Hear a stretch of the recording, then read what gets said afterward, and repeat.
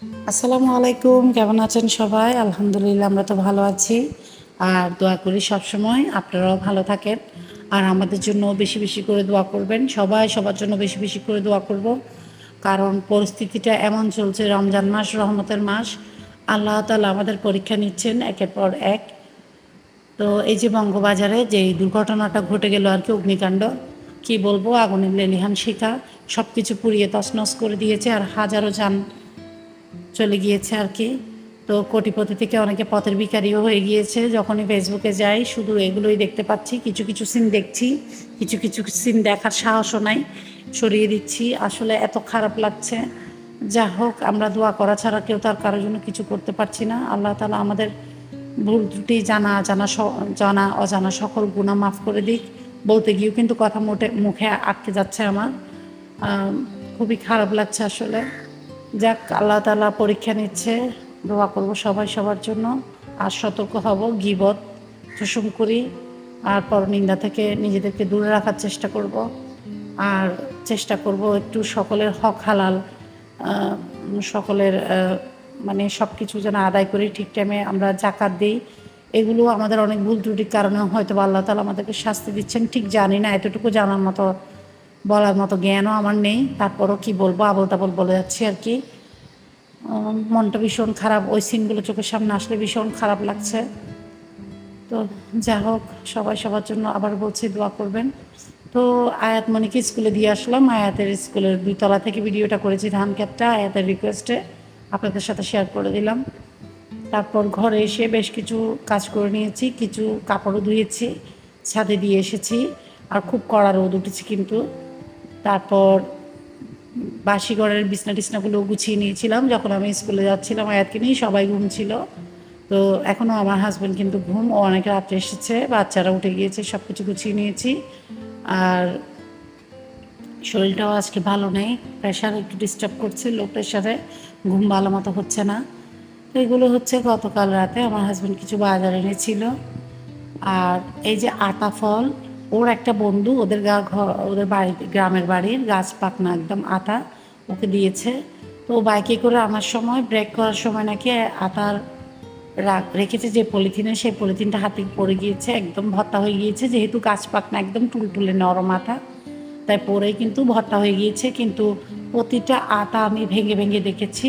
মাসাল্লাহ, গন্ধটাও খারাপ হয়নি, খুব ভালো সুবাস ছিল, আর একটুও খারাপ হয়নি। আর আতাটা এতটা মিষ্টি ছিল যে ভাইয়াটা পাঠিয়েছে, নাম জানি না, ও ভাইয়াকে অসংখ্য ধন্যবাদ ভিডিওর মাধ্যমে। আর এই আতা ফলটা দেখছি আর আমার মেজো খালার কথা মনে পড়ছে, উনি দুনিয়াতে বেঁচে নেই।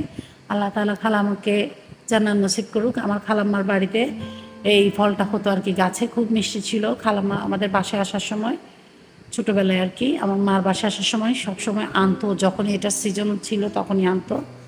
তো এই ফলগুলো এখন কিন্তু সচরাচর দেখা যায় না, হঠাৎ গ্রামের দিকে পাওয়া যায়। আর পেলেও না, বাজারে কেনা ফলগুলো তেমন একটা ভালো হয় না। ভেতর দিক থেকে কিছু অংশ পাকা থাকে, কিছু অংশ শক্ত থাকে, এমন হয়। কিন্তু এই আতা ফলগুলোর কোনো অংশ শক্ত ছিল না, খুব ভালো ছিল মাশাল্লাহ। তো যাই হোক, আয়াতের তো ভীষণ ভীষণ পছন্দ। আজান তো কোনো ফলই খায় না। আয়াত আর আলিফ খেয়েছে, আমিও খেয়েছি, আমার হাজব্যান্ড একটু করে খেয়ে আর খাইনি মিষ্টি। আমার হাজব্যান্ডের আবার মিষ্টি বাছার ক্ষেত্রে একটু ন্যাকামো আছে, আজকে আপনাদের সাথে শেয়ার করব। চোরামি আর ন্যাকামো। ডায়াবেটিক্স হলে মনে হয় মানুষ এমনই মিষ্টি চোরা হয়ে যায়।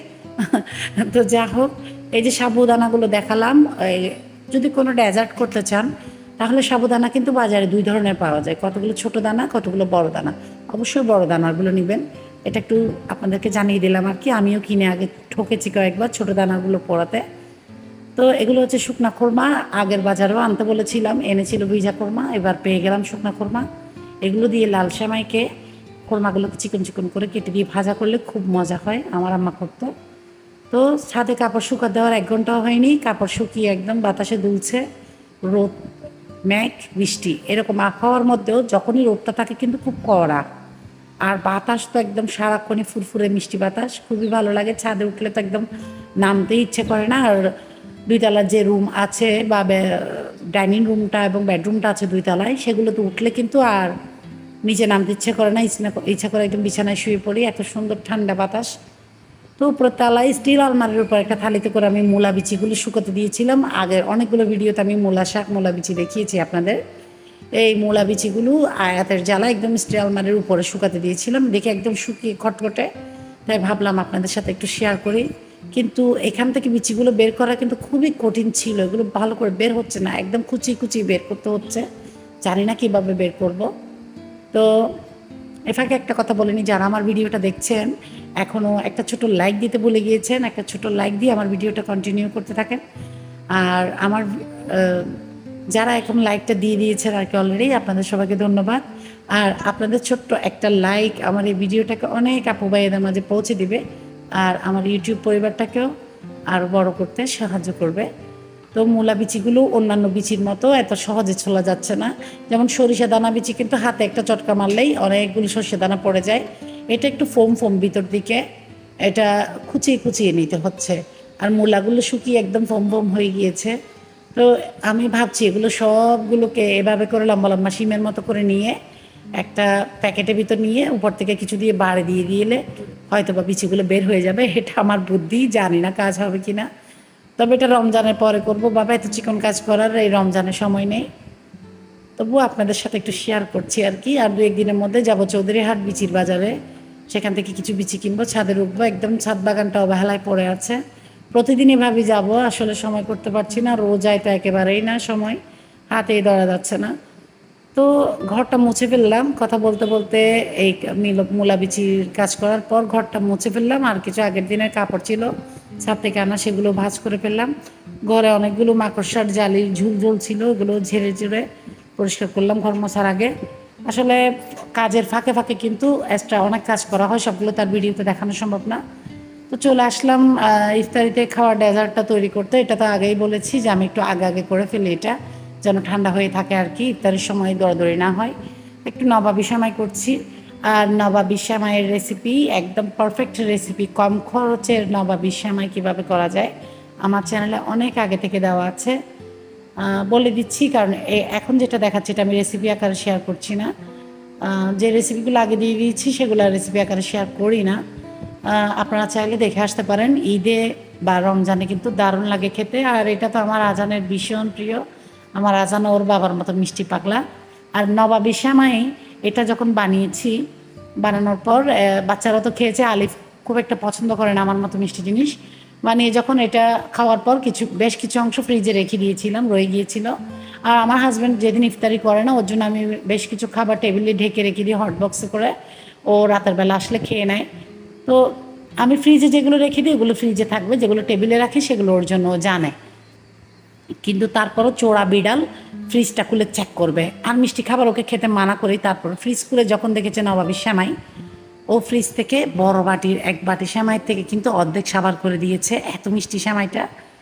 তারপর এরপর দিন আমি যেদিন বয়স দিচ্ছি আর কি, তো ওকে আমি বলেছি যে এখানে ফোনের মধ্যে বললাম আর কি, তখন তো অফিসে চলে গিয়েছে, এখানে ফ্রিজের সেমাই ছিল, তুমি কি সেমাই খেয়েছো? কারণ জিজ্ঞেস করার একটাই ছিল যে মাঝে মাঝে ফ্রিজ খুলে আবার আয়া তো কিছু কিছু মিষ্টি খাবার সাবার করে দেয়। তো আমার ঘরে চোরা বিলাইয়ের অভাব নেই, তো সেজন্য ওর কাছ থেকে জিজ্ঞেস করছিলাম। আর আয়াত থেকে তো জিজ্ঞেস করলে, আয়াত বাবা তুমি খেয়েছো? কই না তো, আমি খাইনি, মেজো ভাইয়া খেয়েছে, ওর সব দোষ মেজো ভাইয়ের ঘাড়ে। তো একজন একজনকে ফেলে থাকতেও পারে না, আর সারাক্ষণ দুজনের পিছনে খুনসুটি লেগেই থাকবে। আসলে এটাই মনে হয় বাচ্চাকালের মজা আর কি। তো আমার হাজব্যান্ডকে জিজ্ঞেস করলাম, তুমি কি খেয়েছো? কই না তো। বলছি মনে হয় খেয়েছো তুমি। বলো হ্যাঁ হ্যাঁ নবাবী সেমাই 1 চামচ খেয়ে দেখছিলাম। আরে বাবা 1 চামচ খেয়ে দেখলে আধা বাটি কীভাবে শেষ হয়? ডায়াবেটিক্স হয়ে ও আরও চিনির পাগলা হয়ে গিয়েছে, চিনি পাগলা। ওকে আমি চোরা বিলাই রাখি, মিষ্টি চোরা বিলাই। সবসময় এরকম পুডিং বানিয়ে যদি ফ্রিজে রাখি, কিছুক্ষণ পর পর এক পিস গায়েব হয়ে যাবে। তো আমার দেবর যে এই তরমুজগুলো এনেছে, ব্যাড লাক, দোনোটা তরমুজই একদম বাকওয়াস। এইটা তো একদম ভেতর থেকে ফাফানো, কিছুই নেই। তবে গতবার একটা মিষ্টিও ছিল না, দেখতেও বাজে, কালারটাও বাজে। এবার একটা কালারটা বাজে হলেও, ফসফসে হলেও মিষ্টি ছিল দারুণ। তো এটা খাওয়া হয়েছে কিন্তু, তারপরও কেটে শেয়ার করছি। ও তো এখন দেশে নেই, ও বিদেশ থেকে হলেও দেখবে আর কি। আসলে যখন ভিডিওতে দেখি কারো ভিডিওতে টুকটুকে লাল তরমুজ দেখলে কিন্তু লোভ লাগে। আমার প্রিয় ফলের মধ্যে তরমুজ একটা, কিন্তু এই পুরো রোজায় একবারও টুকটুকে লাল তরমুজটা খেতে পারলাম না। যাক, যতটুকু খেয়েছি শুকর আলহামদুলিল্লাহ।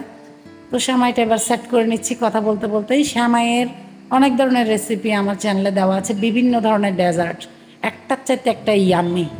তো চাইলে দেখে আসতে পারেন। তো এই সেমাইগুলো সেট করে নিচ্ছি। আমার পাশে কিন্তু আমার ছোট্ট চোরা বিলাই আয়াতমণি আছে। ও পাশে দাঁড়িয়েছিল আর আমি এগুলো দিচ্ছি। আমার থেকে জিজ্ঞেস করছিল, আম্মু এটা ঠান্ডা হবে কখন? আমি বললাম যখন ঠান্ডা হবে সবার আগে তোমাকে দিয়ে দিব। বলছে আচ্ছা। তো এই ফাঁকে একটা কথা বলে নিই, যারা আমার ভিডিওটা দেখছেন এখনও সাবস্ক্রাইব করেননি, আজকে প্রথম দেখছেন, আমার ভিডিওর কোনো অংশ যদি আপনাদের একটু ভালো লেগে যায় আর পরবর্তী ভিডিওগুলো দেখতে চান, তাহলে সাবস্ক্রাইব করে পাশে থাকা অল বাটনটা ক্লিক করে দিবেন। এতে করে আমি পরবর্তীতে যে কোনো রেসিপি দিলে আপনারা ঝটপট পেয়ে যাবেন, অবসরে দেখে নিতে পারবেন। আর যারা অলরেডি সাবস্ক্রাইব করে আমার চ্যানেলের সাথে আছেন, আমার সব ভিডিও দেখেন, আপনাদের সবাইকে অসংখ্য অসংখ্য ধন্যবাদ। এভাবেই পাশে থেকে যাবেন। আর আমাকে ভুল ত্রুটি কী হয়েছে বা ভালো কি হয়েছে কমেন্ট করে চাইলে জানাতে পারেন। আপনাদের ছোট্ট একটা কমেন্ট আমাকে কিন্তু নতুন নতুন ভিডিও দেওয়ার অনেক উৎসাহ যোগায়। তো অনেক কথাই তো বলে ফেললাম, এবার সেমাইটা ওই দিক থেকে সেট করে নিচ্ছি। আর আমার আর আলিফের জন্য একটা ঝাল নাস্তা করব।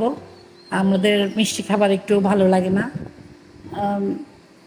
এটা আয়াত আর আজান একদম কবজি ডুবিয়ে খেলো আর কি। তো কথার ফাঁকে ফাঁকে চলে আসলাম আমার রান্নাঘরের পরে যে গল্লিটা আছে, সেই গল্লিতে একটা আমি পেইন্ট করেছি, সেটা আপনাদের সাথে শেয়ার করছি। এটা করেছি কিন্তু ওয়াল পেন্টিং দিয়ে না, এটা করেছি একটা জল রং দিয়ে আর ছোট্ট একটা ব্রাশ দিয়ে। আর আমার আলিফের একটা জল রং একদম টাইম চলে গিয়েছে, নষ্ট জল রং, ভাবলাম একদিনটা ফেলে দিব, একদম ইনটেক ছিল, এটা কাজে লাগিয়ে দিই। আর এখন এটা ভিডিওতে শেয়ার করার একটাই উদ্দেশ্য, সেটা হচ্ছে আমার হাতের কাজ প্রথম কথা। দ্বিতীয় হচ্ছে অনেক দিন ধরে ঘর রং করাবো ভাবছি, ঘরের রং কিন্তু খারাপ হয়ে গিয়েছে। পাশে থাকা ক্লাবটার কারণে দেওয়াল থেকে পানি চপসাচ্ছে, এতে করে দেওয়ালের রং খারাপ হয়ে গিয়েছে। আরও আগেই রং করাতাম, রমজানের আগেই। আয়াতের পরীক্ষা পড়ছে রমজানে, তাই করা হচ্ছে না। আর এদিক দিয়ে তো রমজানের ঈদের পরে আলিফের পরীক্ষা, রং করানো, রানিং ঘরে রং করানো কিন্তু অনেক কষ্ট। তো একদম ফ্রি টাইম নিয়ে রং করাবো, তাই এই সময়টা বারবার পিছাচ্ছে। তো যা হোক, অনেক কথা বলে ফেললাম। এখন এখানে একটু ডিমের কষা করে নিচ্ছি। আজকে সাহারিতে বাচ্চা তিনজনের জন্য এটাই করছি। আমি আর আমার হাজব্যান্ড মাছটা খাবো, এরা ডিম কষাটাই করছি। এরা মাছ তেমন পছন্দ করে না, আগেও তো বলেছি। এটা ঝটপট করে নিচ্ছি। অন্য কিছু করার ইচ্ছা ছিল, আমার হঠাৎ প্রেশারের ভীষণ খারাপ লাগা শুরু হয়েছে। এখন আমি এই রান্নাটা করতে করতে কিন্তু আজানকে আলিফ পাঠিয়ে দিয়েছে, আজান তুমি ছাদে যাও, কাপড়গুলো নিয়ে আসো, গাছে পানি দিয়ে আসো, প্লাস শরবতটা বানিয়ে নাও। আর আয়াত আর আলিফ কিন্তু ভিডিও করার উসিলে আমি ওকে বললাম ট্রাইপডে লাগিয়ে দাও ভিডিও মোবাইলটা, কিন্তু ইচ্ছে করে হাতে ধরে দাঁড়িয়ে আছে। আসলে এটা মোবাইল ধরার জন্য না, ওর পড়া ছিল। তারপরও এটা হচ্ছে যে আমার খারাপ লাগছে, মাথা ঘুরছে বলছি, এজন্য দোনো ছেলের চালাকি আর কি, মানে আমাকে একটু পাহারা দিয়ে রাখা, যেহেতু আমি তেলের কাজ করছি। আসলে না, এখন বাচ্চারা বড় হয়ে এরাই আমার মা হয়ে গিয়েছে, আমি এদের বাচ্চা হয়ে গিয়েছি। এখন এরা আমার সাথে চালাকি করে, ছোটোবেলায় এই চালাকিগুলো আমি ওদের সাথে করতাম। মাশাল্লাহ, আসলে সব কষ্টের পরে এগুলো হচ্ছে অসম্ভব শান্তি। মা হয়ে গেলে না, সময়ের সাথে পরিস্থিতির সাথে অনেক চ্যালেঞ্জ করে চলতে হয়।